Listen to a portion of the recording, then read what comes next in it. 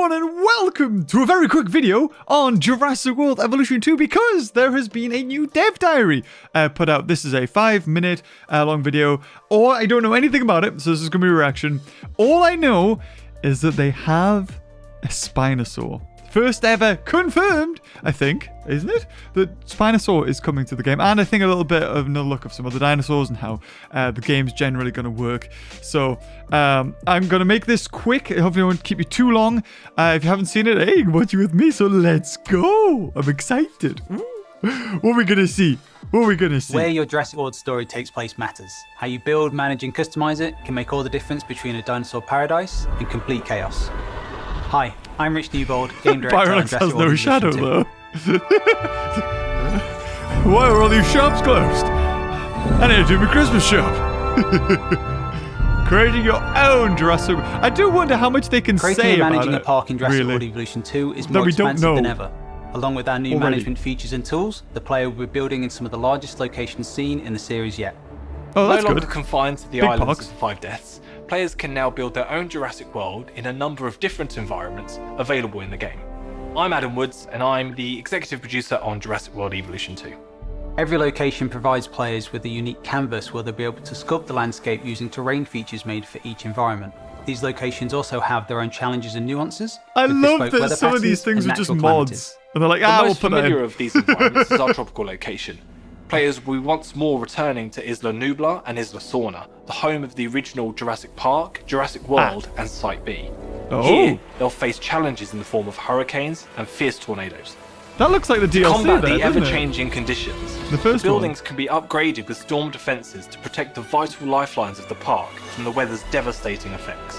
Okay. When creating a sandbox park for the first time, the players can choose from either the Jurassic Park or the Jurassic World era building sets, giving players the freedom to build the park of their dreams from throughout the franchise's history. But why not both? The team have given these sets a unique and authentic feel that provide the player with a great deal of creativity when constructing their parks. Hello, I'm Amy Hook and I am a senior animator on Jurassic World Evolution 2. Oh, Along that's with right. familiar buildings from the first game, players can they now got a place new- new buildings he moved such up, as didn't he? facilities that house The key original members guy. of staff Nick. or can Nick further Rogers. maintain the welfare of your dinosaurs. Hi, The Nick. control centre acts as the player's personal headquarters, where they can hire scientists to help develop the park. The staff centre helps the player maintain the welfare of their scientists and can also be upgraded to both increase productivity and decrease recovery time. Dinosaurs have also had their welfare needs expanded with the Paleo Medical Facility. Any dinosaur with a severe illness or injury must be tranquilized and transported to the facility for immediate treatment.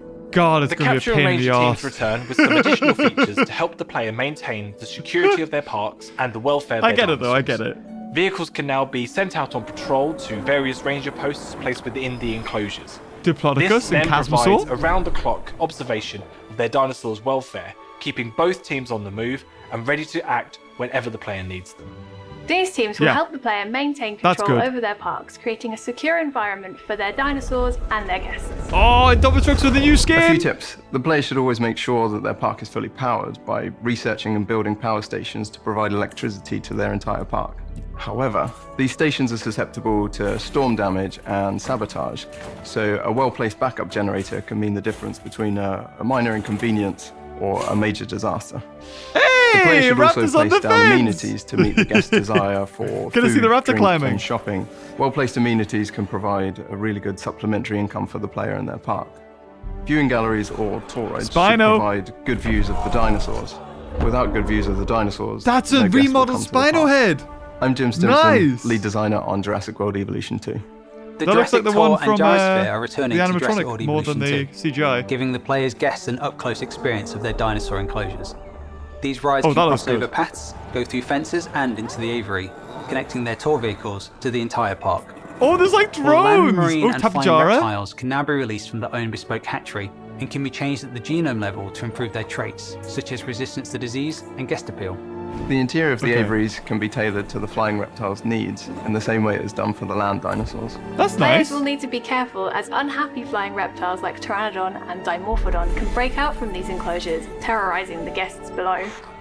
We've also greatly expanded cool. the customization of available skin tones and pattern colours, dramatically increasing the combinations and uniqueness of the player's dinosaurs.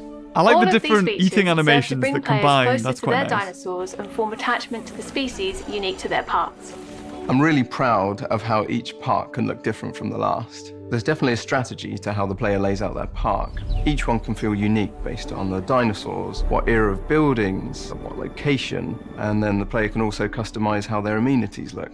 All of these elements together will make a player's park feel more personal.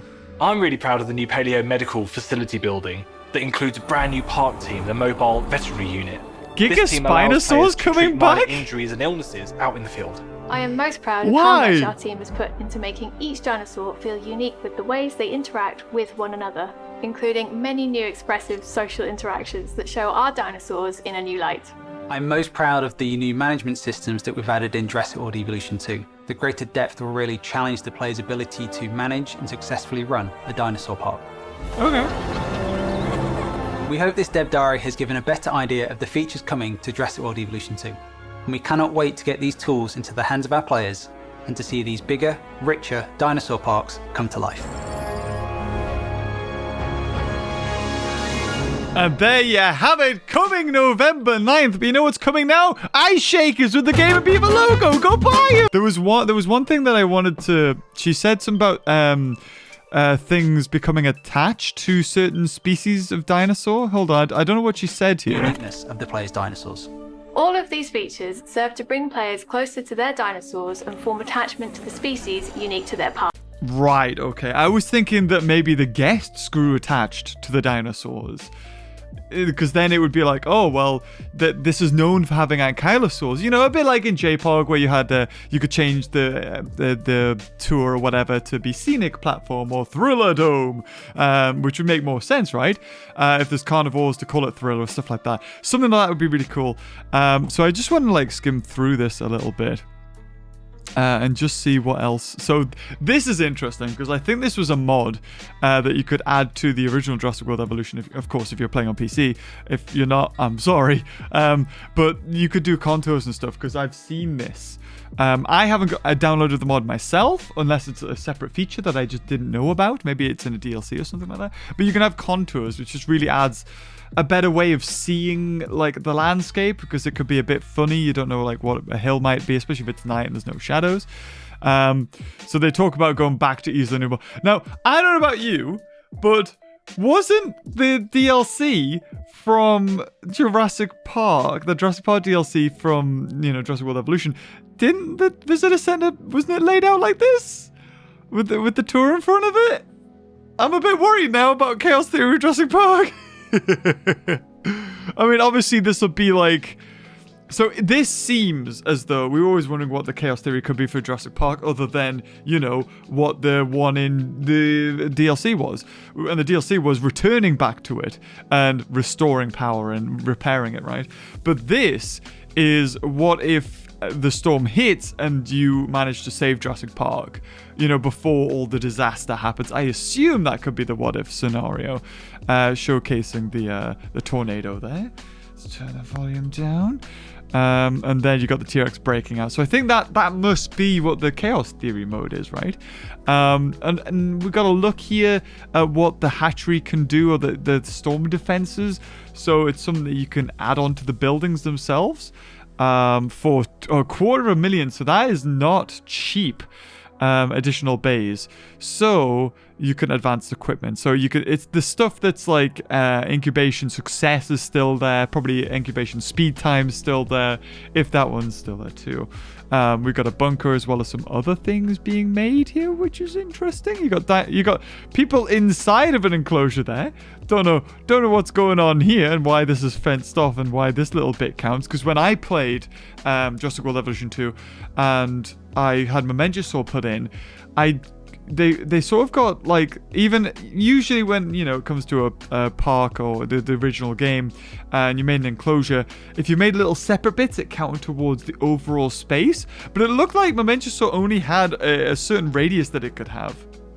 And if you made a little slim bit, it wouldn't really make much of a difference. Now, I don't know whether that's because it was, making its territory, something like that. I like the Jurassic Park gate there. That's quite nice.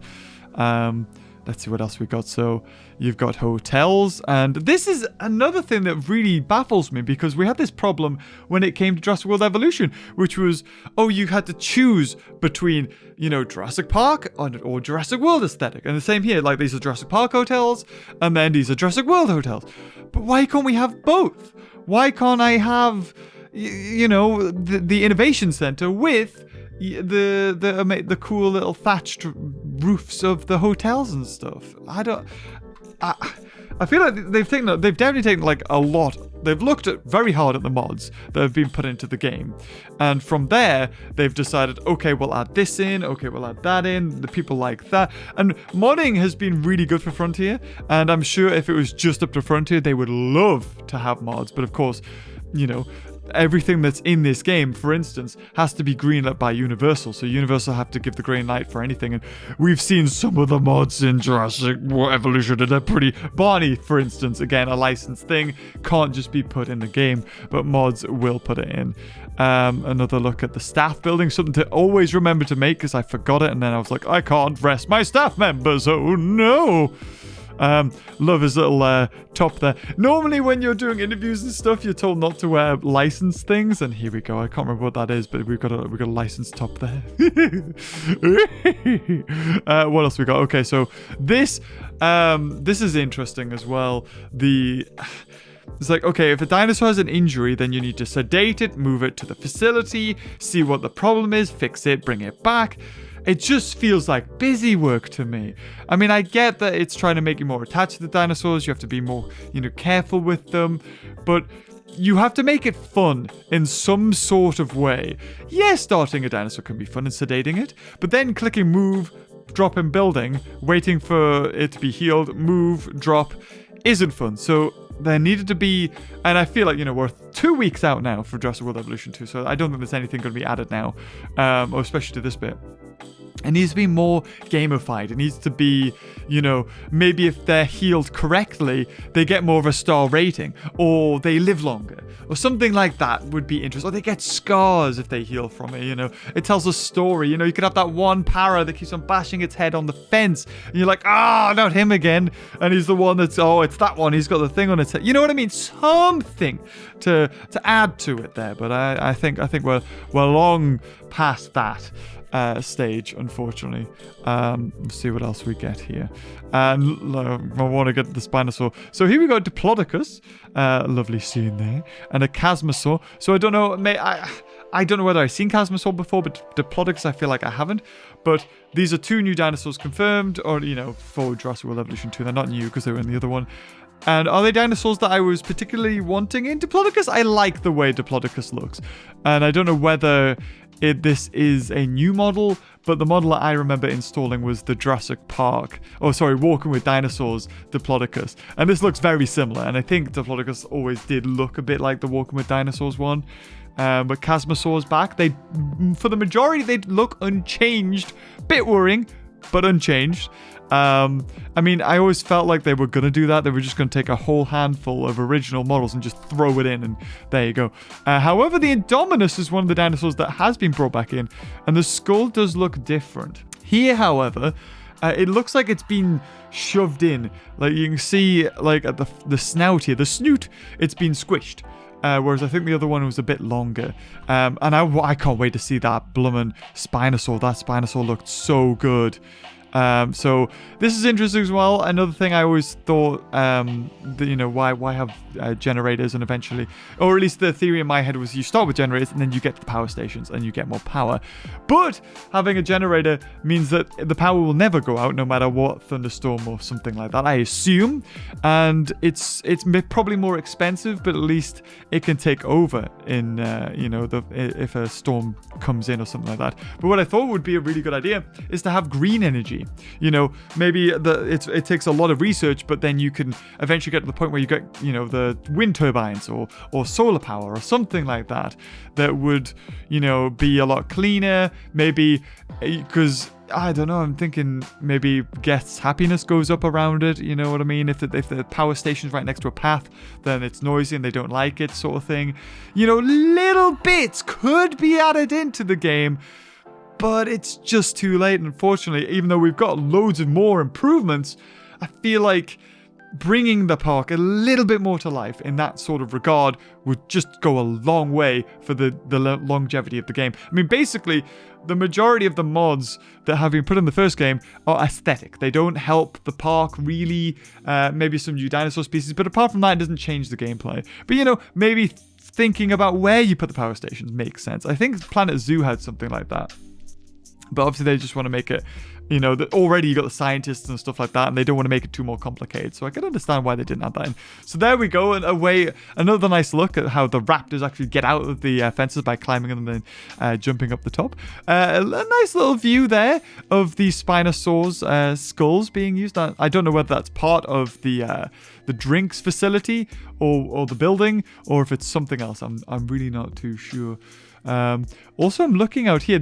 Obviously this is viewing platforms or viewing stations. Now you've got something here that's also looking into the enclosure, and I don't know what that is. It's very narrow. It's got very narrow cone of vision, so I'm not too sure what that could be.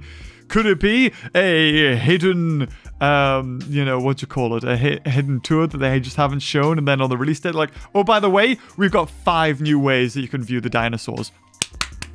I don't think they will. It would be amazing if they'd done it. Also, nice trees actually here. So this Spinosaur looks a lot. Look at that. Oh, damn. Now that is the Spinosaur that I remember. Because I mean, I'm trying to think if I compare it to what I remember the Spinosaur looking like. It did look different. It's based on either the animatronic or the CGI. I don't know what it is, but that looks scarier. And that's more of the Spinosaur that I remember. And I don't know whether they've been able to take models from the movie, like ILM or something like that. But that Spinosaur, oh my god, it looked so good. It looks so good. I love it. I love the more narrow of the head. I don't know what's going on with the back here on the pelvis. Just a indentation on the back. It's got thick, chunky claws. It looks a lot chunkier. And it also looks quadruped in a way. But, oh, that looks good. That looks so good. I love that. I love that Spinosaur. Ah. Oh. Yeah, it looks like it's been pumped up. He's a lot thicker.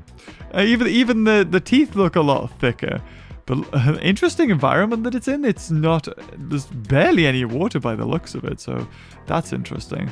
We'll have a quick look. Here we go. A marshy little go around. Now, it would be cool if, you know, tour vehicles could go through water. But obviously, showing here, they definitely can't. And another one would have been so cool is boat tours. Could you imagine just making, like, you know, like in Planet Zoo or something like that? It's something that I always thought would be a really cool idea ever since watching Jurassic Park 3 when J-Pog was around. You know, the boat that the Spinosaur attacks. Just imagine just having that on a boat tour. You know, just place the water, and as long as, you know, it's in water, and maybe it gets placed a bit too close to the shore, then it could just dig out more of the land a little bit. But then I guess, I don't know. Am I asking too much? I don't know. That's another lovely touch. Just another little bit of tweaking from the first one that just makes making a park easier and nicer. This is a really cool idea. I love the drones. I don't know why we have drones or what it's doing. It's just sort of going around. Maybe that's how they replenish the feeders, seeing as, you know, maybe nothing else can go in this. Because I can't imagine that, you know, you can get in your Jeep and go through. Or maybe you can through the gate, and that's how you put the feeders in. Maybe that's how you dart the dinosaurs. Still, there doesn't seem to be any way of putting the pteranodons back into the aviary, like a hatch that opens or something. So the pteranodons get out, you dart them, but how do you get them back in? Is the question. I'm curious how that happens. Maybe part of the door opens, like it slides open, or I don't know. Maybe they just deliver it into the hatchery. But this is a new species. It looks like a Tapijara or Tapigelosaurus. I don't know, something like that. I just sort of recognize that crest. It probably will be from the hatchery. This is a nice addition. So in the past, you would unlock like the hummingbird or the cuttlefish gene, and it would make certain things better. I think we see it put up here with the resilient. So its neediness goes up. It's weak. I don't know what weakness. So its weak goes up as well, or something like that. Maybe its weak goes down. But you can put it in increments. And in the last game, it wasn't so much that increments would go up, but it was that you had to, research the next level. So you couldn't just put a little bit. It would have to be the full thing. And, the Shark 3.0 would cost a fortune. Now, I don't know whether I've got to see this. So the combat is still there. So you have the attack, you have the defense, but you also have the endurance. And we still really have to see how endurance affects battling. Maybe it's for territories, and maybe the longer that, a carnivore or any sort of dinosaur can keep on battling, the more likely they're, to win a territory dispute rather than a battle and defense sort of thing or attack.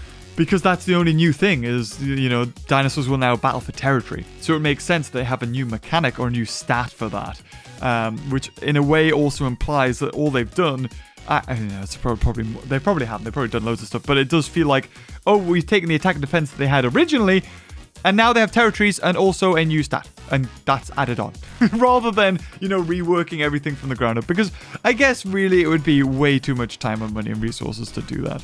A nice little addition here is adding rocks and different trees and such to the aviaries. I just wish we could do the same for lagoons and stuff like that. It would be interesting to see if a Pteranodon flies over the lagoon if a mosasaur gets it. That would be pretty funny. But that is an absolutely lovely shot and really just showcases how big you can make this map. And as you can see how this is 1, 2, 3, 4, 5, 6, 7, 8, 9, 10, 11, 12 aviaries put together, so it's absolutely massive. Don't know why there's a space in the middle, but there is. And then you've got the marshy bits with the brachiosaurs, another enclosure here, enclosure there. This lagoon to be on the beach, which is interesting. So maybe the limits are really extended. It would be so cool if you could release things into the wild, but obviously you can't. That would be ridiculous. And even at the bottom here, this isn't, the majority of the park, or maybe it is, but there's more as well because you've got a fence at the bottom right there. And this being the chaos theory, I really wished that they'd made it a city. That would have been so cool. Or at least to have, the city right on the limits. Something like that, because you see the city's over in the distance, but it's nothing to worry about. And one thing I definitely wasn't expecting is the Gigaspinosaurus to be part of this game. Like we have Stegosaur, yeah, maybe a Kentrosaur or something, and I think the Chungy boy is in it, and Gigaspinosaurus is in it. I mean, it's an absolutely bizarre Stegosaur to sort of have in the game, but I have no idea why they did, why they added it. But hey, I guess now that you have herbivores that only like their own species or something like that, it makes sense to have multiple, same kind of genus dinosaurs in there. And I think this is a Gallimimus. I could be wrong, but it looks like a Gallimimus interacting with a Struthiomimus. It could just be a different color. I'd be very surprised if Gallimimus didn't make it back into the game. I mean, come on. Cool, I think it is. And we have to leave it on that amazing shot. I think out of this, they always like to add things, and I mean, they have to really when you think about it, because people are watching, there's only so much you can tell us about Jurassic World Evolution 2. You make a park, pretty much, but you do little different things. But really what people are here for is the dinosaurs or the aquatic creatures and flyers and stuff like that. And they know that, we're 2 weeks out now. Let's see if there's be a Spinosaur. And it was kind of like that with the first one.